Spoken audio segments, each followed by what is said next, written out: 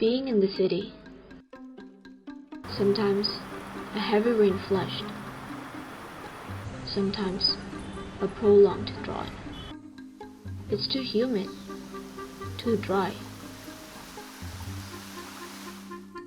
We are constrained to adapt with extreme climate, constrained to adapt with thermal discomfort. Year by year, the situation becomes more chaotic. We then find a way to create a new water system, tracing back to formal nature environment. We realize that a tree is a water machine. Imitating the system might be a method. Comprehensive learning to the tree structure and parts has developed: canopy, stem, roots. First, the core parts. Leaf, a surface where water flows.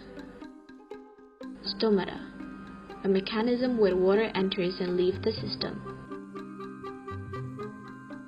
Palisade, a converter of carbon dioxide and water to become oxygen.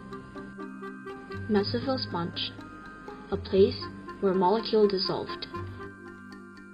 Lenticle, a pore to the direct exchange between gases in the atmosphere and gases inside the system. Vascular bundle, a vertical structure to transfer the water. Root, a mechanism to absorb and transfer water from the soil. Second, the modules. Adapting the exact condition in the city. The high density nodes, high supply, and control humidity, consisting of most stomata, mesophyll, and palisade. The medium density nodes, consisting stomata and lenticle. The low density nodes, consisting of most lenticle and water collectors. Underground water storage planted below in all kinds of modules.